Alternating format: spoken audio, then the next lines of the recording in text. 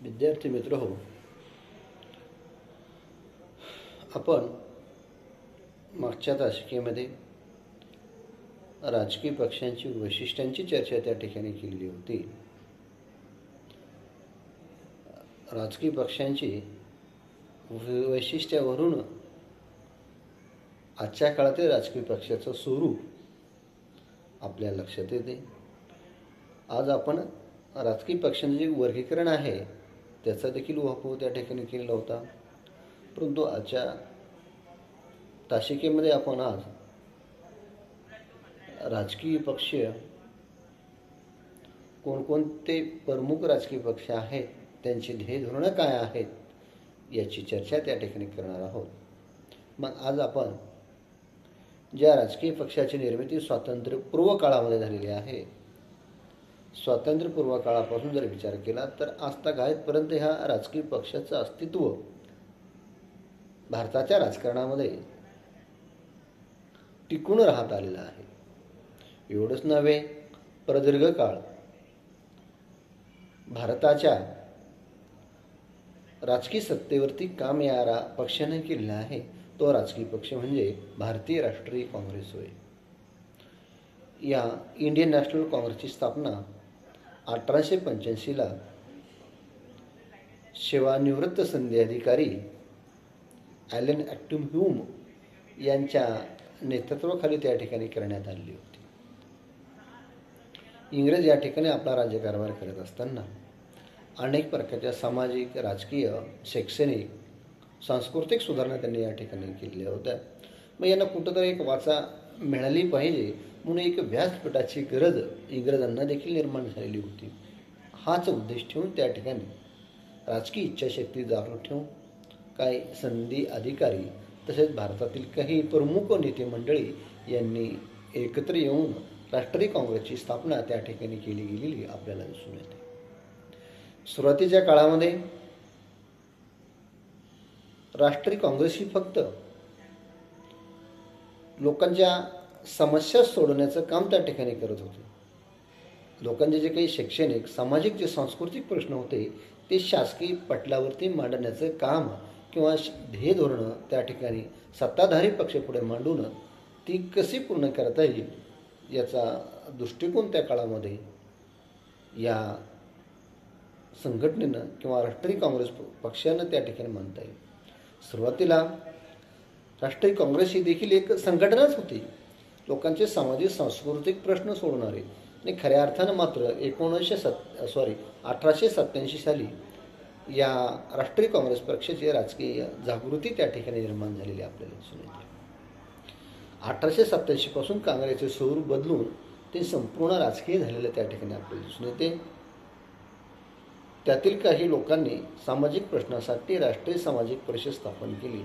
याच काळामध्ये काँग्रेसमध्ये टिळकांचं जहाल गट आणि न्यायमूर्ती रानडे गोखले यांचा मावळ गट त्या ठिकाणी स्थापन झालेला होता. हळूहळू काँग्रेस पक्षाचे मोठ्या चळवळीत रूपांतर त्या काळामध्ये होत असताना किंवा झालेले आपल्याला त्या ठिकाणी बघायला मिळते. मग 20व्या शतकाच्या प्रारंभापासून ती हळूहळू अवढव्य पक्षीय स्वरूपात रूपांतर होऊ लागली. लोकमान्य टिळक असतील, त्यानंतर 1920 नंतर महात्मा गांधी, एक युग राष्ट्रीय काँग्रेसचं टिळक युग म्हणून 1920 पर्यंत बघितलं जात होतं. परंतु 1920 नंतर त्या ठिकाणी खऱ्या अर्थानं महात्मा गांधी युगाला त्या ठिकाणी सुरुवात झालेली आपल्याला दिसून येते. आणि महात्मा गांधी तिचे सदस्य झाल्यानंतर राष्ट्रीय काँग्रेस चळवळीचं नेतृत्व आणि काम त्या ठिकाणी व्यापक स्वरूपामध्ये निर्माण झालेलं आपल्याला दिसून येतं. लोकमान्य टिळक आणि महात्मा गांधींनी काँग्रेसला जनतेचा पक्ष बनवण्याचं काम त्या ठिकाणी केलेलं आहे. पुढे मात्र पंडित जवाहरलाल नेहरू यांनी हा पक्ष नियंत्रित शिस्तीचा बनवला, परंतु काँग्रेस पक्ष एकजिनसी राहिला नाही. बँक राष्ट्रीयकरण आणि संस्थानिकांचे तनखे बंद करण्याच्या प्रश्नावरून काँग्रेस पक्ष हा 1969ला दुभंगला 2 पक्ष निर्माण झाले. नवीन काँग्रेस इंडिकेट आणि जुनी काँग्रेस पक्ष सिंडिकेट म्हणून ओळखला जाऊ लागला. अशा स्वरूपामध्ये काँग्रेसच्या सुरुवातीच्या काळामध्ये 2 गट त्या ठिकाणी निर्माण झालेले आपल्याला बघायला मिळतात. स्वातंत्र्यपूर्व काळामध्ये निर्माण झालेला हा राजकीय पक्ष नंतरच्या काळामध्ये मात्र एक जिन्सी त्या ठिकाणी त्याला राहणं अवघड त्या ठिकाणी निर्माण झालेलं आहे. कारण भारताच्या स्वातंत्र्य चळवळीमध्ये प्रदीर्घ लढ्यामध्ये या राजकीय पक्षानं स्वातंत्र्य चळवळीत योगदान दिलेलं होतं. स्वातंत्र्यानंतर हा राजकीय पक्ष संपुष्टात आणावा किंवा राष्ट्रीय काँग्रेसचं स्वप्न त्या ठिकाणी पूर्ण झालेलं आहे, त्यामुळे ही बरखास्त करण्यात यावी अशी महात्मा गांधी यांची इच्छा होती.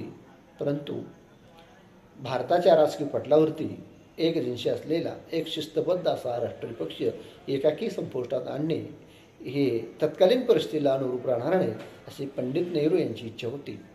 म्हणूनच मग यांनी स्वातंत्र्यानंतर पंडित जवाहरलाल नेहरू यांनी एक शिस्तीचा राजकीय पक्ष म्हणून त्या ठिकाणी आणला आणि साहजिकच 1952ला जेव्हा पहिल्या निवडणुका झाल्या, या पहिल्या निवडणुकीमध्ये भरघोस अशा मताने हा राजकीय पक्ष सत्ताधारी पक्ष म्हणून त्या ठिकाणी निर्माण झालेला आहे. त्या काळामध्ये साम्यवादी पक्ष देखील होता, स्वराज पक्ष असता, फॉरवर्ड ब्लॉक, त्यानंतर मुस्लिम लीग देखील हा पक्ष होता. परंतु काँग्रेसचं जे ध्येय धोरणं होती ती सामान्य जनतेला त्या ठिकाणी सामावून घेण्याची भूमिका राष्ट्रीय काँग्रेसने त्या ठिकाणी घेतलेली होती. म्हणून या पक्षाला स्वातंत्र्यानंतर म्हणजे पहिल्या निवडणुकीने भरघोस असं मत त्या ठिकाणी निर्माण झालेलं आहे. आणि पंडित जवाहरलाल नेहरू भारताचे पंतप्रधान म्हणून त्यांनी भूमिका त्या ठिकाणी निभावली.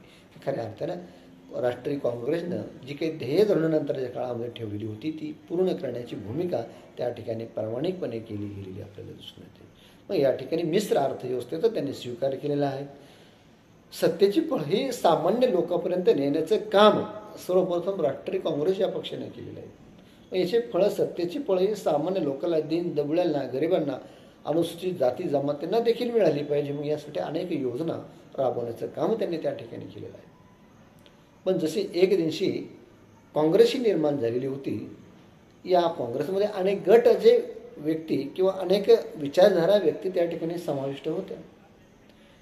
यामध्ये मोरारजी देसाईसारखे व्यक्ती होते, समाजवादी पक्ष जयप्रकाश नारायणसारखे व्यक्ती होते, रामप्रसाद लोहिया, अशा अनेक तत्वज्ञान मंडळी त्या ठिकाणी होती. काँग्रेसची विचारधारा मात्र नंतरच्या काळामध्ये एक जिन्सी त्या ठिकाणी राहिलेली नाही. 1969ला त्यामध्ये काँग्रेसची दोन शक्ल त्या ठिकाणी पडली, एस काँग्रेस आणि आय काँग्रेस अशा स्वरूपामध्ये राष्ट्रीय काँग्रेस त्या ठिकाणी विभागली गेलेली आपल्याला त्या ठिकाणी दिसून येते. 1969मध्ये काँग्रेसची पडलेली शक्ले व मार्च 1977च्या निवडणुकीत झालेला प्रचंड प्रभाव स्वीकारून सुद्धा काँग्रेस अखिल भारतीय स्वरूप कायमच राहिलेले आहे. काँग्रेसचे स्वरूप देशव्यापी असून प्रांत, जिल्हा, तालुका व पंचायत पातळीपर्यंत या संघटनेची पाळेमुळे खोलवर रुजलेली आहेत. स्वातंत्र्य चळवळीचा भव्यदिव्य इतिहास व लाभलेले अद्वितीय व सामान्य नेतृत्व यामुळे जनमानसात प्रदीर्घ कालपर्यंत या पक्षाने आपले स्थान निश्चित केले होते. गांधीजी व नेहरू यांच्या अस्मित प्रभावामुळे 1967 पर्यंत काँग्रेसची सत्ता व प्रभाव निर्विवाद राहिला. 1971ला आलेली भरती आणि 1977च्या निवडणुकीत पार उसरली. उत्तर भारतातून अक्षरशः काँग्रेसचे उच्चाटन त्या ठिकाणी झालेले आहे. महाराष्ट्रातून देखील त्या ठिकाणी काँग्रेसचं समूळ उच्चाटन झालेले होते. परंतु यशवंतराव चव्हाणसारखा एकमेव माणूस त्या ठिकाणी निवडून आलेला काँग्रेसचा त्या काळामध्ये आपल्याला दिसून येतो. अशा स्वरूपामध्ये राष्ट्रीय काँग्रेस त्या ठिकाणी निर्माण झालेली आहे. काँग्रेसचं स्वरूप त्या ठिकाणी आपण बघूया. पूर्व पार्श्वभूमी बघितल्यानंतर काँग्रेस पक्षात 1969 व नंतर थोड्या अंशाने विविध प्रवृत्तीच्या व प्रकृतीचे विचारसरणी अस्तित्वात होत्या.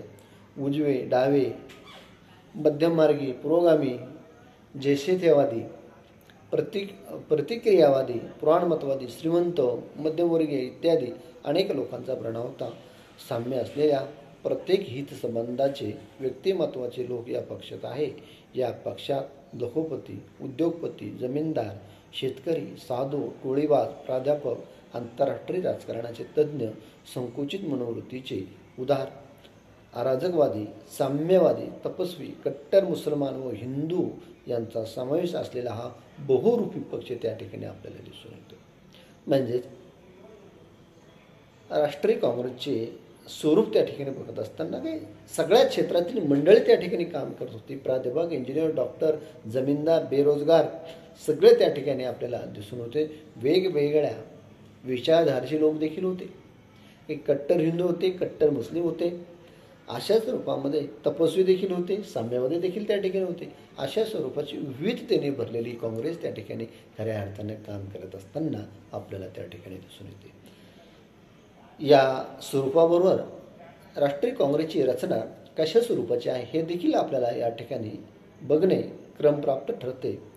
काँग्रेस संघटनेत सर्वोच्च मंडळ, अखिल भारतीय कमिटी असून त्यानंतर कार्यकारी समिती, प्रदेश किंवा क्षेत्रीय समित्या, जिल्हा काँग्रेस कमिटी व शहर काँग्रेस कमिटी इत्यादींचा क्रम लागतो. प्रदेश काँग्रेस कमिटी मंडळांतर्गत दुय्यम काँग्रेस कमिट्या, नेते मंडळ काँग्रेस कमिट्या जिल्हा व प्रदेश कमिटीतील सभासदांची निवड करतात व अखिल भारतीय काँग्रेस कमिटीत प्रादेशिक कमिटीचे प्रतिनिधी असतात. अखिल भारतीय काँग्रेस कमिटी वार्षिक अधिवेशनात ठरल्याप्रमाणे कार्य पार पाडते. महत्त्वपूर्ण प्रश्नावर बैठक बोलविल्या जातात. काँग्रेस पक्षाची खरी सत्ता अखिल भारतीय काँग्रेस कमिटीला नसून ती कार्यकारी समितीला जबाबदार असते. कार्यकारी समितीला पक्षाच्या संघटनेत व्यापक अधिकार आहेत. पक्ष संघटनेवर नियंत्रण ठेवणे, विविध नियम तयार करणे, एखादी प्रदेश काँग्रेस कमिटीनुसार कार्य करीत नसल्यास भंग करण्याचा अधिकार व शिस्तभंगाची कार्यवाही करणे इत्यादी काँग्रेस अध्यक्षाची भूमिका महत्त्वाची असते. प्रदेश काँग्रेस कमिट्यांची निवड जिल्हा समित्या करतात. प्रदेश काँग्रेस कमिटी ही त्या त्या राज्यातील काँग्रेस पक्षाची सर्वश्रेष्ठ यंत्रणा असते. प्रादेशिक लोकशाही राजकारणात तिची भूमिका महत्त्वाची असते.